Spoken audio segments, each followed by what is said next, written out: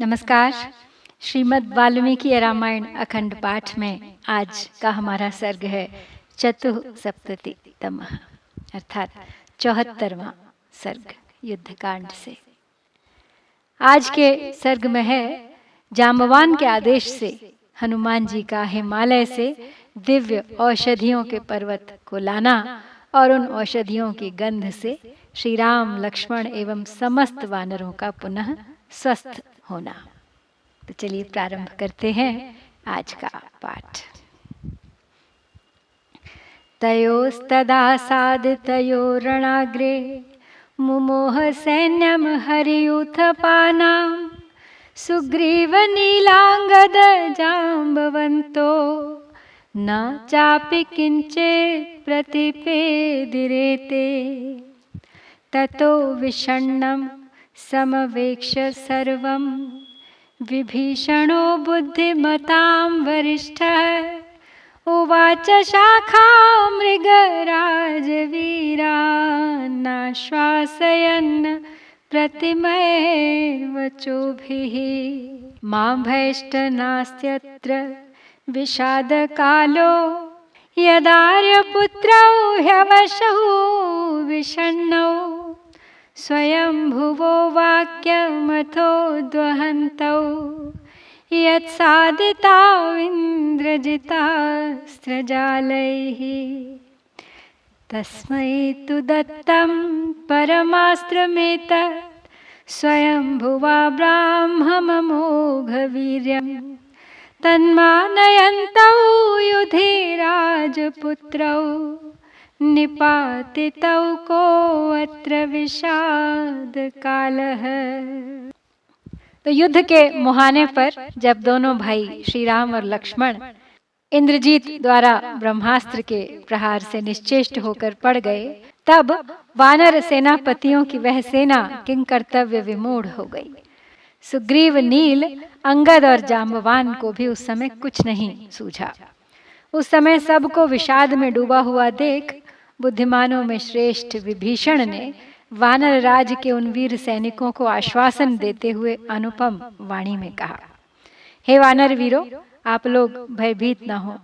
यहाँ विषाद का अवसर नहीं है, क्योंकि इन दोनों आर्यपुत्रों ने ब्रह्मा जी के वचनों का आदर एवं पालन करते हुए स्वयं ही हथियार नहीं उठाए थे।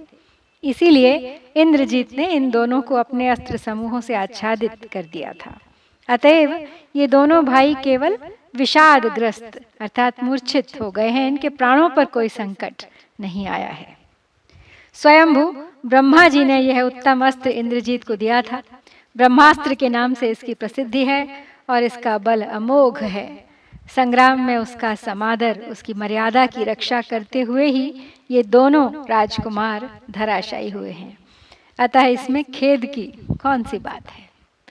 ब्राह्ममस्त्रं ततो धीमान मानयित्वा तु मारुतिः विभीषण वचः श्रुत्वा हनुमानिदमब्रवीत् अस्मिन्नस्त्रहते सैन्ये वानराणां तरस्विनां यो यो धारयते प्राणांस्तं तमाश्वासयावहे। तावुभौ युगपद्वीरौ हनुमद्राक्षसोत्तमौ उल्काहस्तौ तदा रात्रौ रणशीर्षे विचेरतुः भिन्नलाङ्गूलहस्तोरुपादाङ्गुलिशिरोधरैः स्त्रवद्भिः क्षतजं गात्रैः प्रस्त्रवद्भिः समन्ततः पतितैः पर्वताकारैर्वानरैरभिसंवृतां शस्त्रैश्च पतितैर्दीप्तैर्ददृशा ते वसुन्धराम्। सुग्रीवमङ्गदं नीलं शरभं गन्धमादनं जाम्बवन्तं सुषीणं च वेगदर्शिनमेव च मैन्दं नलं ज्योतिर्मुखं द्विविधं चापि वानरं विभीषणो हनुमांश्च ददृशा ते हतान रणे। तब विभीषण की बात सुनकर बुद्धिमान पवन कुमार हनुमान ने ब्रह्मास्त्र का सम्मान करते हुए उनसे इस प्रकार कहा कि हे राक्षस राज, इस अस्त्र से घायल हुए वेगशाली वानर सैनिकों में जो जो प्राण धारण करते हों उनको हमें चलकर आश्वासन देना चाहिए। उस समय रात हो गई थी, इसलिए हनुमान और राक्षस प्रवर विभीषण दोनों वीर अपने अपने हाथ में मशाल लिए एक ही साथ रणभूमि में विचरने लगे। जिनकी पूंछ, हाथ, पैर, जंघा, अंगुलित और ग्रीवा आदि अंग कट गए थे, अतएव जो अपने शरीरों से रक्त बहा रहे थे, ऐसे पर्वताकार वानरों के गिरने से वहां की सारी भूमि सब ओर से पट गई थी तथा वहां गिरे हुए चमकीले अस्त्र शस्त्रों से भी आच्छादित हो गई थी। हनुमान और विभीषण ने इस अवस्था में उस युद्ध भूमि का निरीक्षण किया। सुग्रीव, अंगद, नील, शरभ, गंधमादन, जाम्बवान, सुषेण, वेगदर्शी, मयंद, नल, ज्योतिर्मुख तथा द्विविद, इन सभी वानरों को हनुमान और विभीषण ने युद्ध में घायल अवस्था में पड़ा हुआ देखा। सप्तषष्टिर्हताः कोट्यो वानराणां तरस्विनाम् अन्हः पंचमशेषेण वल्लभेन अहनः पंचमशेषेण वल्लभेन स्वयं भुवः सागरौघनिभं भीमं दृष्ट्वा बाणार्दितं बलं मार्गते जाम्बवन्तं च हनुमान् स विभीषणः स्वभावजरया युक्तं वृद्धं शरशतैश्चितं प्रजापतिसुतं वीरं शाम्यन्तमिव पावकम् दृष्ट्वा समभिसंक्रम्य पौलस्त्यो वाक्यमब्रवीत् कच्चिदार्यशरस्तीक्ष्णैर्न प्राणाध्वंसितास्तव। तो ब्रह्मा जी के प्रिय अस्त्र ब्रह्मास्त्र ने दिन के 4 भाग व्यतीत होते होते 67 करोड़ वानरों को हताहत कर दिया था। जब केवल 5वां भाग सायाह्न काल शेष रह गया, तब ब्रह्मास्त्र का प्रयोग बंद हुआ था। समुद्र के समान विशाल एवं भयंकर वानर सेना को बाणों से पीड़ित देख विभीषण सहित हनुमान जी जाम्बवान को ढूंढने लगे। ब्रह्मा जी के पुत्र वीर जाम्बवान एक तो स्वाभाविक वृद्धावस्था से युक्त थे, दूसरे उनके शरीर में सैकड़ों बाण धसे हुए थे, अतः वे बुझती हुई आग के समान निस्तेज दिखाई दे रहे थे। उन्हें देखकर विभीषण तुरंत ही उनके पास गए और बोले, आर्य, इन तीखे बाणों के प्रहार से आपके प्राण तो नहीं निकल गए? विभीषण वचः श्रुत्वा जाम्बवान् ऋक्ष पुंगवः कृच्छ्रादभ्योद्गिरन् वाक्यमिदं वचनमब्रवीत् नैरृतेन्द्र महावीर स्वरेण त्वाभिलक्षये विद्धगात्रः शितैर्बाणैर्न त्वां पश्यामि चक्षुषा अंजना सुप्रजा येन मातरिश्वा च सुव्रतः हनुमान् वानरश्रेष्ठः प्राणान् धारयते क्वचित्। श्रुत्वा जाम्बवतो वाक्यमुवाचेदविभीषणः आर्यपुत्रावतिक्रम्य कस्मात् पृच्छसि मारुतिं नैव राजने सुग्रीवे नाङ्गदे नापि राघवे आर्यसन्दर्शितः स्नेहो यथा वायुसुते परः। तो अब विभीषण की बात सुन के ऋक्षराज जाम्बवान बड़ी कठिनाई से वाक्य का उच्चारण करते हुए इस प्रकार बोल उठे। बोले, महापराक्रमी राक्षस राज, मैं केवल स्वर से तुम्हें पहचान रहा हूँ। मेरे सभी अंग पैने बाणों से बिधे हुए हैं, अतः मैं आंख खोलकर तुम्हें देख भी नहीं सकता। तो हे उत्तम व्रत के पालक विभीषण, यह तो बताओ, जिनको जन्म देने से अंजना देवी उत्तम पुत्र की जननी और वायुदेव श्रेष्ठ पुत्र के जनक माने जाते हैं। वे वानर श्रेष्ठ हनुमान जीवित तो हैं। तो जांबवान का यह प्रश्न सुनकर विभीषण ने पूछा, यक्षराज, आप दोनों महाराज कुमारों को छोड़कर केवल पवन कुमार हनुमान जी को ही क्यों पूछ रहे हैं?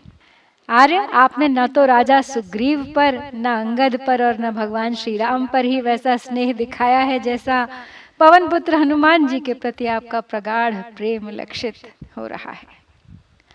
विभीषण वचः श्रुत्वा जाम्बवान् वाक्यम् अब्रवीत्, शृणु नैरृत शार्दूल यस्मात् पृच्छामि मारुतिम्, अस्मिन् जीवति वीरे तु हतमप्यहतं बलम्, हनुमत्युञ्जित प्राणे जीवन्तोऽपि मृता वयम्।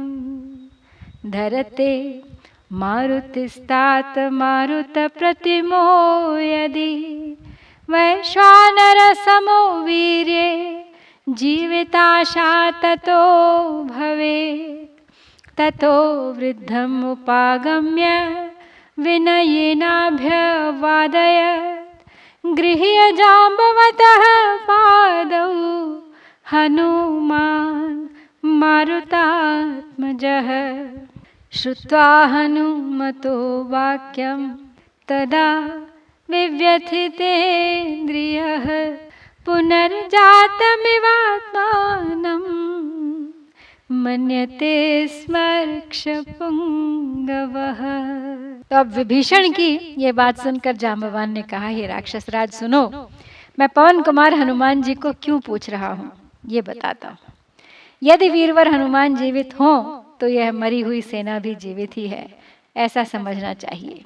और यदि उनके प्राण निकल गए हों तो हम लोग जीते हुए भी मृतक के ही तुल्य हैं। तो हे तात, यदि वायु के समान वेगशाली और अग्नि के समान पराक्रमी पवन कुमार हनुमान जीवित हैं तो हम सब के जीवित होने की आशा की जा सकती है।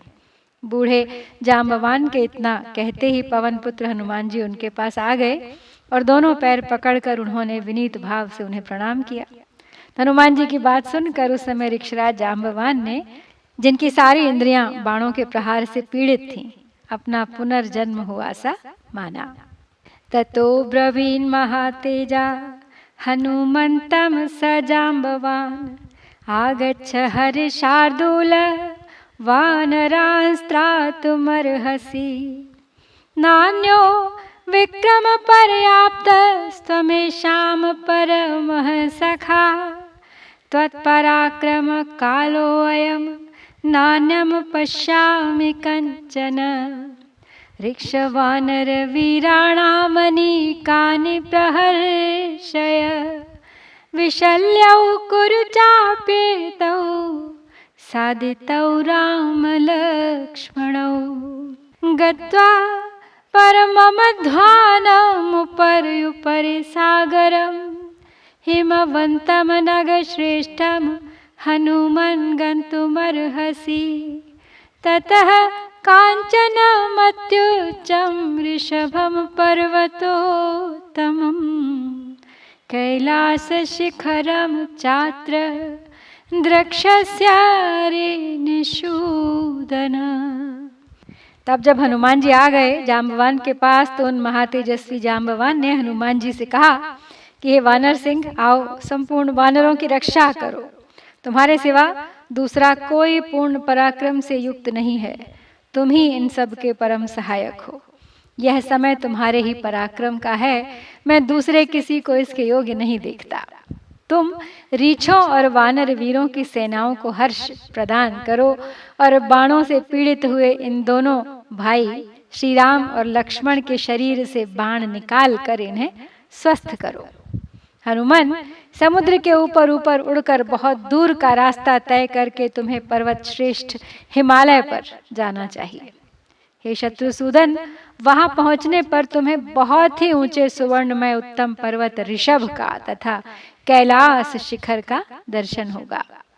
तयोः शिखरयोर्मध्ये प्रदीप्तम् अतुलप्रभं, सर्वौषधियुतं वीर द्रक्ष्यस्यौषधिपर्वतम्, तस्य वानर शार्दूल चतस्रो मूर्ध्ने संभवाः द्रक्षस्योषधयो दीप्ता दीपयन्तीर्दिशो दश मृतसञ्जीवनीं चैव विशल्यकरणीमपि सुवर्णकरणीं चैव सन्धानीं च महौषधीं ताः सर्वा हनुमन् गृह्य क्षिप्रमागन्तुमर्हसि आश्वासय हरीन् प्राणैर्यो जगन्धवहात्मज श्रुत्वा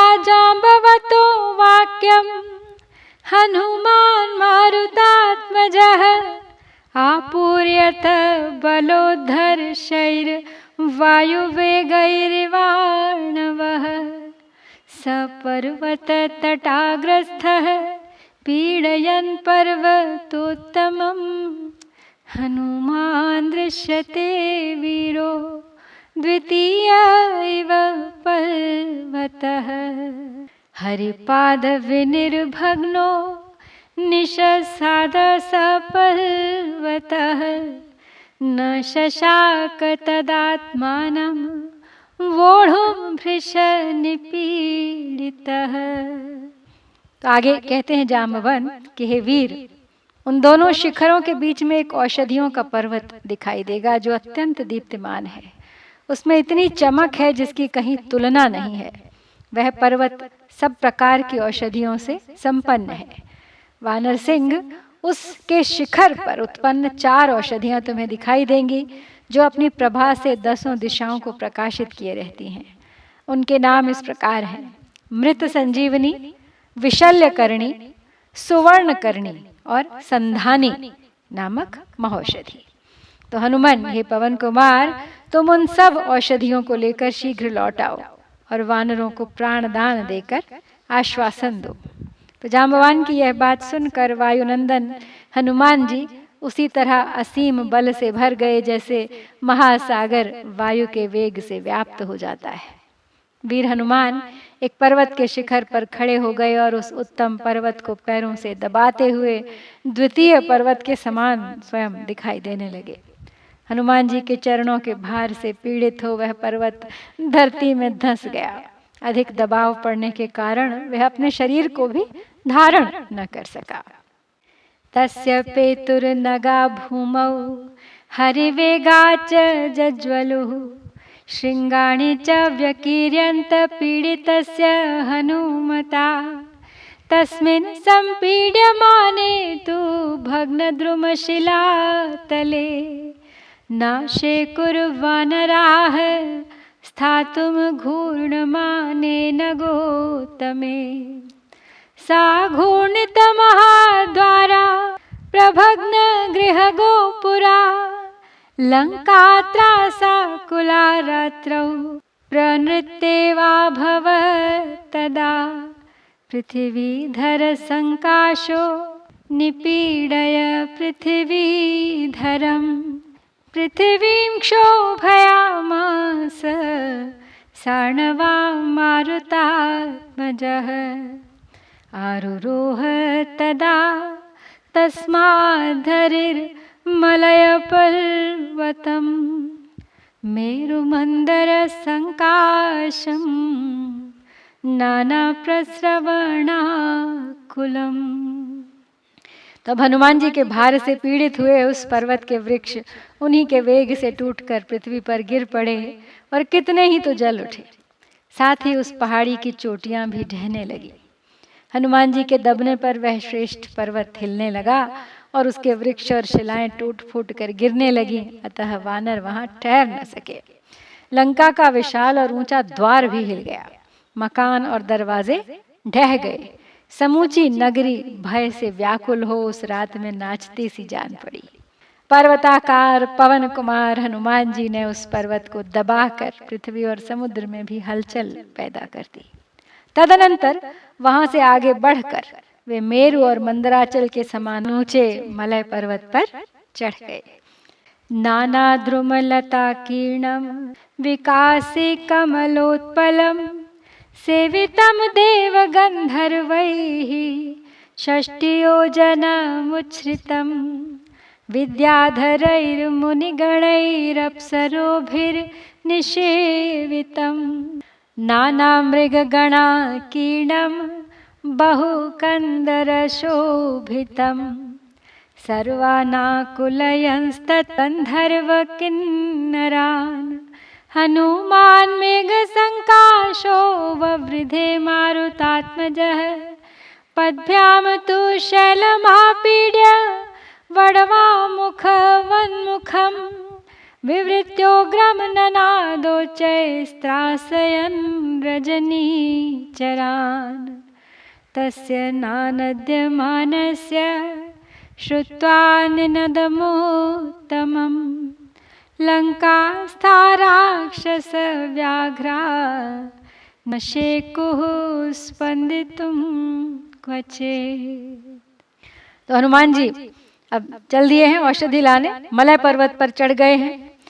तो नाना प्रकार के झरनों से व्याप्त भांति भांति के वृक्ष और लताओं से सजा हुआ वो मलय पर्वत, जिस पर कमल और कुमुद खिले हुए थे, देवता गंधर्व उस पर्वत का सेवन करते थे तथा वह 60 योजन ऊंचा था। विद्याधर ऋषि मुनि तथा अप्सराएं भी वहां निवास करती थीं। अनेक प्रकार के मृग समूह वहां सबोर फैले हुए थे तथा बहुत सी कंदराएं उस पर्वत की शोभा बढ़ाती थीं। पवन कुमार हनुमान जी वहां रहने वाले यक्ष गंधर्व और किन्नर आदि सब को व्याकुल करते हुए मेघ के समान बढ़ने लगे। वे दोनों पैरों से उस पर्वत को दबाकर और वड़वानल के समान अपने भयंकर मुख को फैलाकर निशाचरों को डराते हुए जोर जोर से गर्जना करने लगे। उच्च स्वर से बारंबार गरजते हुए हनुमान जी का वह महान सिंहनाद सुनकर लंकावासी भय के मारे कहीं हिलडुल भी न सके। नमस्कृत्वा समुद्राय मारुतिर्भीम विक्रमः राघवार्थे परम कर्म समीहत परन्तपः स पुच्छमुद्यम्य भुजङ्गकल्पं विनम्य पृष्ठं श्रवणे निकुच्य विवृत्य वक्त्रं वडवामुखाभमापुप्लुवे व्योम्नि स चण्डवेगः सवृक्षखण्डास्तरसा जहार शैलान् शिलाः प्राकृतवानरांश्च बाहुर्वेगोद्गत सम्प्रणुन्नास्ते क्षीणवेगाः सलिले निपेतुः स तौ प्रसार्योरगभोगकल्पौ भुजौ भुजङ्गारे निकाशवीर्यः जगाम शैलं नगराजमग्रयं दिशः प्रकर्षन्निव वायुसूनुः स सागरं घूर्णितवीचिमालं तदम्भसाभ्रामितसर्वसत्त्वं समीक्षमाणः सहसा जगाम चक्रं यथा विष्णुकराग्रमुत्तम। तो शत्रुओं को संताप देने वाले भयानक पराक्रमी पवन कुमार हनुमान जी ने समुद्र को नमस्कार करके श्री रामचंद्र जी के लिए महान पुरुषार्थ करने का निश्चय किया। वे अपनी सर्पाकार पूंछ को ऊपर उठाकर, पीठ को झुकाकर, दोनों कान सिकोड़कर और वड़वामुख अग्नि के समान अपना मुख फैलाकर प्रचंड वेग से आकाश में उड़ चले। हनुमान जी अपने तीव्र वेग से कितने ही वृक्षों, पर्वत शिखरों, शिलाओं और वहां रहने वाले साधारण वानरों को भी साथ साथ उड़ाते गए। उनकी भुजाओं और जांघों के वेग से दूर फेंक दिए जाने के कारण जब उनका वेग शांत हो गया, तब वे वृक्ष आदि समुद्र के जल में गिर पड़े। सर्प के शरीर की भांति दिखाई देने वाली अपनी दोनों भुजाओं को फैलाकर गरुड़ के समान पराक्रमी पवन पुत्र हनुमान जी संपूर्ण दिशाओं को खींचते हुए से श्रेष्ठ पर्वत गिरिराज हिमालय की ओर चल दिए, जिसकी तरंग मालाएं झूम रही थीं तथा जिसके जल के द्वारा समस्त जल जंतु इधर उधर घुमाए जा रहे थे। उस महासागर को देखते हुए हनुमान जी भगवान विष्णु के हाथ से छूटे हुए चक्र की भांति सहसा आगे बढ़ गए। सपर्वतान् पक्षिगणान् सरांसि नदीस्तटाकानि पुरोत्तमानि स्फीताञ्जनास्तानपि सम्प्रवीक्ष्य जगाम वेगात् पितृतुल्यवेगः आदित्यपथमाश्रित्य जगाम स गतश्रमः हनुमान् त्वरितो वीरः पितुस्तुल्यपराक्रमः जवेन महता युक्तो मारुतिर्वातरन्हसा जगाम हर्षार्दूलो दिशः शब्देन नादयन् स्मरन् जाम्बवतो वाक्यं मारुतिर्भीमविक्रमः ददर्श सहसा चापि हिमवन्तं महाकपिः नानाप्रस्रवणोपेतं बहुकन्दरनिर्झरं श्वेताभ्रचय सङ्काशैः शिखरैश्चारुदर्शनैः शोभितं विविधैर्गमपर्वतोत्तमम्। तो हनुमान जी का वेग अपने पिता वायु के ही समान था। वे अनेकानेक पर्वतों, पक्षियों, सरोवरों, नदियों, तालाबों, नगरों तथा समृद्धिशाली जनपदों को देखते हुए बड़े वेग से आगे बढ़ने लगे। वीर हनुमान अपने पिता के ही तुल्य पराक्रमी और तीव्रगामी थे। वे सूर्य के मार्ग का आश्रय ले बिना थके मांदे शीघ्रता पूर्वक अग्रसर हो रहे थे। वानर सिंह पवन कुमार हनुमान महान वेग से युक्त थे। वे संपूर्ण दिशाओं को शब्दायमान करते हुए वायु के समान वेग से आगे बढ़ चले। महाकपि हनुमान जी का बल विक्रम बड़ा भयंकर था। उन्होंने जाम्बवान के वचनों का स्मरण करते हुए सहसा पहुंचकर हिमालय पर्वत का दर्शन किया। वहां अनेक प्रकार के सोते बह रहे थे। बहुत सी कंदराएं और झरने उसकी शोभा बढ़ा रहे थे। श्वेत बादलों के समूह की भांति मनोहर दिखाई देने वाले शिखरों और नाना प्रकार के वृक्षों से उस श्रेष्ठ पर्वत की अद्भुत शोभा हो रही थी। हनुमान जी उस पर्वत पर पहुंच गए।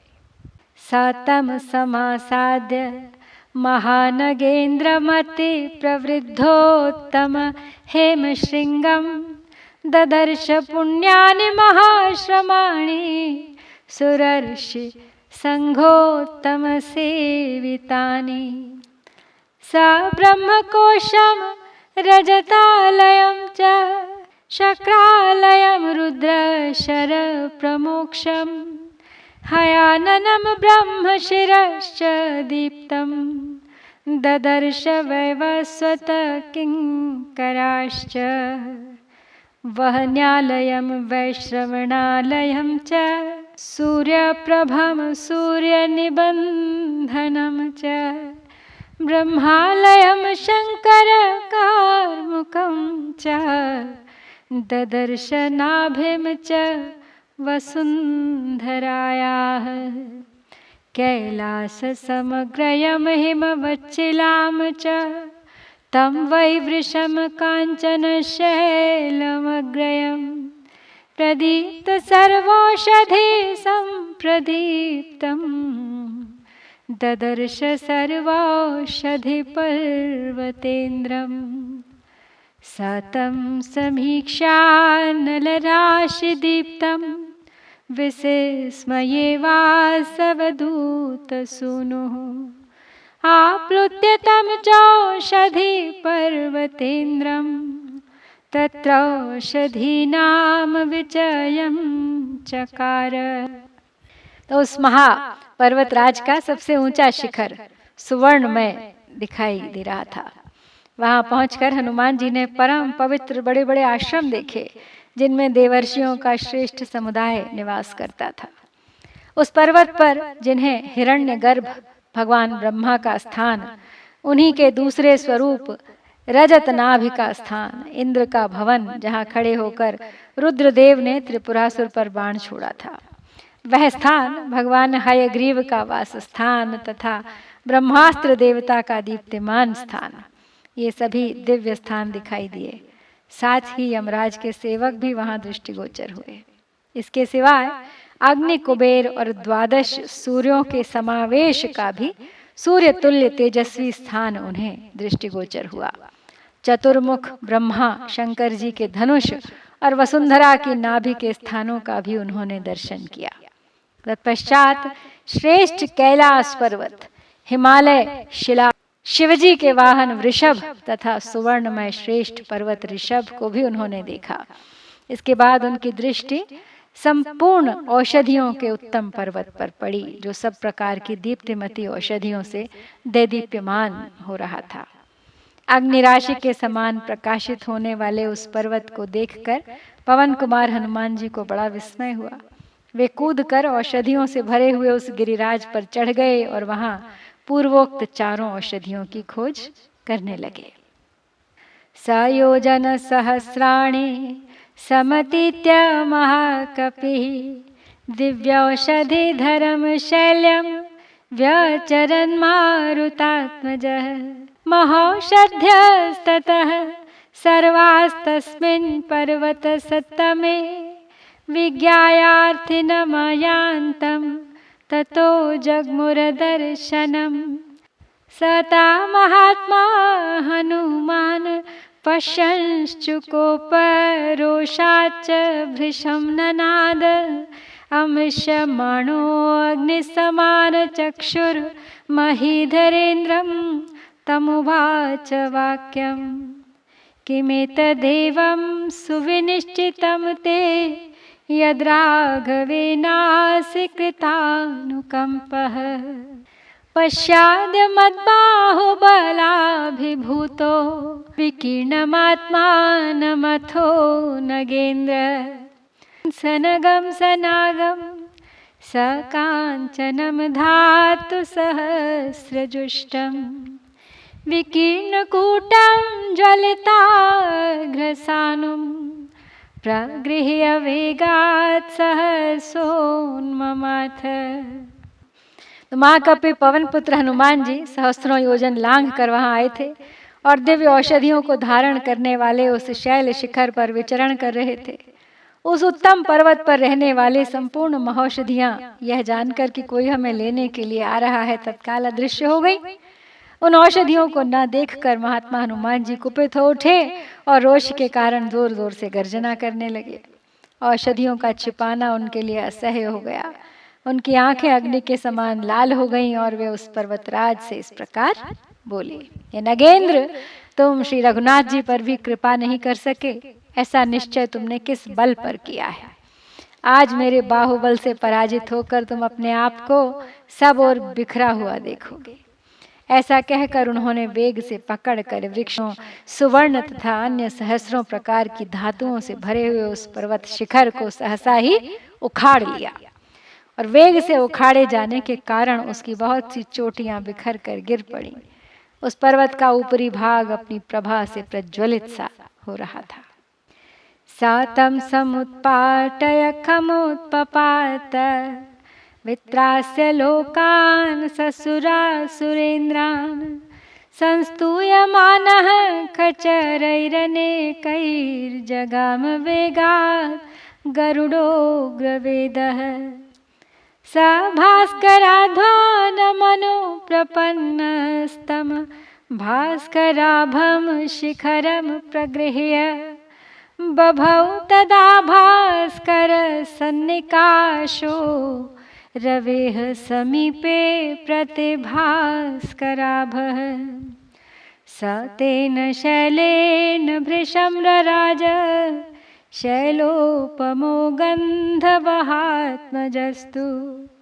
सहस्रधारेण स पावकेन चक्रेण खे विष्णुरिवार्पितेन।